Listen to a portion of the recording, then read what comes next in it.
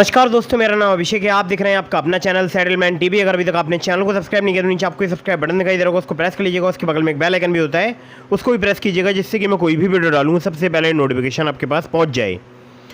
तो दोस्तों, जैसा कि आपने थंबनेल पर देखा, Chinese loan apps scam update, सिर्फ 1 करोड़ रुपये से 90 दिन में बना लिए 6 करोड़। ठीक है, तो ये मैं आपको पूरी डिटेल में न्यूज़ बताने वाला हूँ और आप यकीन मानिएगा, ये जानकारी सुनते ही आपका दिमाग घूम जाएगा। और हमारे देश के पत्रकार तो आपको पता ही है ना, वो सो रहे हैं, उनको करनी है डिबेट। वो भी आपको पता ही है, टॉपिक्स बहुत हैं उनको, सत्ताधारी पार्टी, विपक्ष, ठीक है, केवल इसी पर ही पूरा न्यूज़ दिखानी है। उनको कोई मतलब नहीं है कि आपके साथ पर्सनल लाइफ में क्या चल रहा है, क्या नहीं चल रहा है। किसी भी न्यूज़ चैनल वाले को कोई मतलब नहीं है। ठीक है, हालांकि ये एक बहुत ही बड़ी बात है।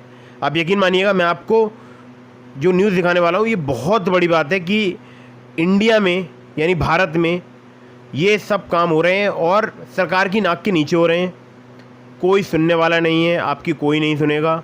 आपने बहुत सारी पुलिस कंप्लेंट भी रजिस्टर कराई होंगी इन फर्जी लोन एप्लीकेशन के खिलाफ, और कितनी कार्रवाई होती है वाकिफ़ है आप, सभी लोग वाकिफ़ हैं। ठीक है, अभी तक ये स्कैम ख़त्म नहीं हो रहा है। 2019 से स्कैम चला आ रहा है, कोविड के टाइम से, और अभी तक ये इंडियन मार्केट में 2024 हो चुकी है, 19 से 6 साल हो चुके हैं, अभी भी ये स्कैम चल रहा है। ठीक है, मैं इन फर्जी लोन एप्लीकेशंस का बहुत बार पर्दाफाश कर चुका हूँ और मुझे थोड़ी सी नाराज़गी है थोड़ी सी नहीं बल्कि बहुत ज़्यादा नाराज़गी है भारतीय न्यूज़ चैनल से। और एक बार जी बिजनेस पर ज़रूर जो खबर ये दिखाई गई थी लोन ऐप से रिलेटेड, और उसकी वीडियो बहुत पॉपुलर हुई थी, मिलियंस में शायद उस पर व्यूज़ भी आए थे। लेकिन उसके बाद फिर कभी भी इन लोन एप्लीकेशंस की कहीं पर भी बात नहीं की गई, मतलब लोन एप्लीकेशंस की नहीं, फर्जी लोन एप्लीकेशंस की। ठीक है, इन चाइनीज़ लोन एप्लीकेशंस की, जिनके आका चाइना में बैठ के कंट्रोल कर रहे हैं इन एप्लीकेशंस को, पाकिस्तान के थ्रू रिकवरी करा रहे हैं। पहले इंडिया में बहुत सारे इनके रिकवरी सेंटर्स थे, आज भी होंगे, मैं ये मना नहीं कर रहा हूँ कि आज नहीं होंगे, आज भी होंगे इंडिया में रिकवरी सेंटर्स। लेकिन बहुत सारी कॉल्स पाकिस्तान से आ रही हैं और भी कंट्रीज़ हैं। ठीक है, अब यहाँ पर सभी बातें बताना ठीक भी नहीं होगा। खैर, तो मीडिया तो आपको पता ही, पूरे दिन उनका काम रहता है डिबेट करना, और दूसरा तो उनको कोई काम रहता नहीं है। लेकिन मेरा काम है आप लोगों तक ऐसी खबर पहुंचाना, और इस खबर को आप चाहो तो ब्रेकिंग न्यूज़ में तब्दील कर सकते हो, इसको शेयर कर सकते हो, बड़े बड़े मीडिया ग्रुप्स के पास मेल कर सकते हो इस वीडियो का लिंक।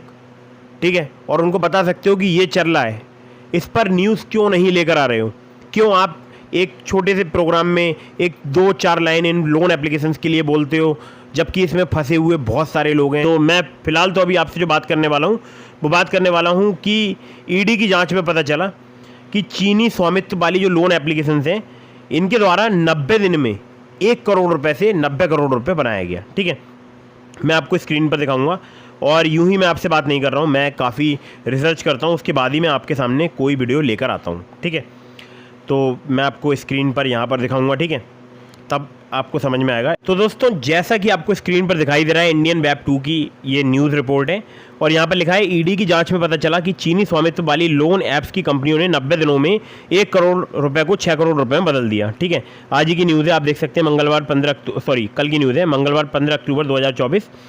और प्रबंधन निदेशालय ईडी ने हाल ही में भारत में सक्रिय कई चीनी स्वामित्व वाली फिनटेक कंपनियों की जांच में पता चला ये कंपनियां मोबाइल ऐप के जरिए अल्पकालिक ऋण देकर 90 दिनों में 1 करोड़ रुपए के निवेश को 6 करोड़ रुपए में बदलने में सक्षम थी। अल्पकालिक मतलब कम दिनों के लिए। ठीक है, इन कंपनियों ने स्वीकृत ऋण राशि का 30 से 40% अग्रिम प्रसंस्करण शुल्क के रूप में लिया।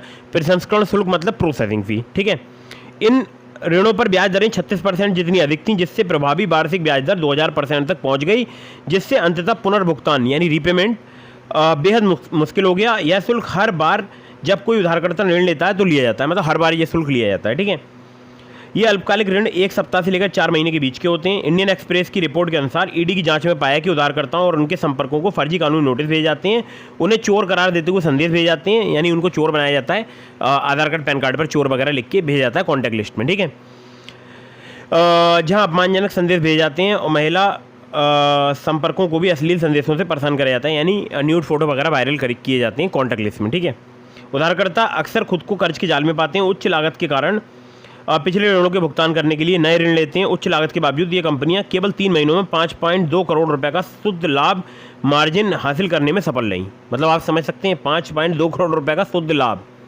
Net profit. ठीक है। ईडी के सूत्रों ने कहा कि हालांकि ऐसी फिनटेक कंपनियों में कई भारतीय कर्मचारी हैं, लेकिन अंतिम मालिक चीनी हैं जो निर्णय लेते हैं। कैशबिन ऐप चलाने वाले पीसी फाइनेंशियल सर्विसेज ने हालिया मामले में ईडी ने पाया कि फर्जी लेनदेन के माध्यम से चीनी मालिकों को 429 करोड़ रुपए भेजे गए थे, जो फेमा के तहत उल्लंघन है। इस साल की शुरुआत में ईडी ने दिल्ली, चंडीगढ़, हरियाणा, पंजाब और गुजरात में 19 स्थानों पर छापे मारे। ये कंपनियां मोबाइल ऐप के माध्यम से अनैतिक ऋण देने की प्रथाओं में शामिल थीं, जिसके कारण भारी जुर्माना और संपत्ति जब्त की गई। ऋण लेने वाली वालों को धमकी भरे फ़ोन कॉल, व्यक्तिगत जानकारी तथा अनधिकृत पहुंच और मौफ तस्वीरों के प्रसार के माध्यम से परेशान किया गया था। अप्रैल 2022 में ईडी ने इन फिनटेक कंपनियों से संबंधित 6.70 करोड़ रुपए की संपत्ति कुर्क करने की कार्रवाई की थी। यह जांच उपभोक्ताओं को शिकारी ऋण प्रथाओं से बचाने के लिए फिनटेक क्षेत्र में सख्त नियमों और निगरानी की आवश्यकता पर प्रकाश डालती है। ईडी ने भारतीय दंड संहिता, आईपीसी और सूचना प्रौद्योगिकी अधिनियम 2000 की विभिन्न धाराओं के तहत जाँच की है। ईडी ने जाँच में यह भी पाया कि ये फिनटेक कंपनियाँ गैर बैंकिंग वित्त कंपनियां एनबीएफसी के साथ समझौते करने के बाद, ऋण देने के बाद के कारोबार में आती हैं। ठीक है। तो ये एक न्यूज़ है और ये न्यूज़ का लिंक मैं आपको डिस्क्रिप्शन में दे रहा हूँ। ठीक है, आप चेक कर लीजिएगा। तो ये बात तो हो गई यहाँ पर इस न्यूज़ की, और यहाँ पर मैं आपको एक और न्यूज़ शायद हो सकता है दिखा दूँ। दोस्तों, जैसा कि आपको स्क्रीन पर दिखाई दे रहा है, चीन से चल रहा था लोन ऐप। ईडी ने लगाया 2100 करोड़ का भारी जुर्माना, 250 करोड़ की संपत्ति भी जब्त। ठीक है। ये जुर्माना लगाया है फेमा के नियमों के उल्लंघन के लिए। ठीक है। यहाँ पर अब देखिए, कैशबिन नाम की एक कंपनी थी और उसने कई करोड़ रुपए मतलब जो है बाहर भेज दिए थे। हालांकि मैं धोखे से यहाँ पर बोल गया था कुछ ज़्यादा करोड़।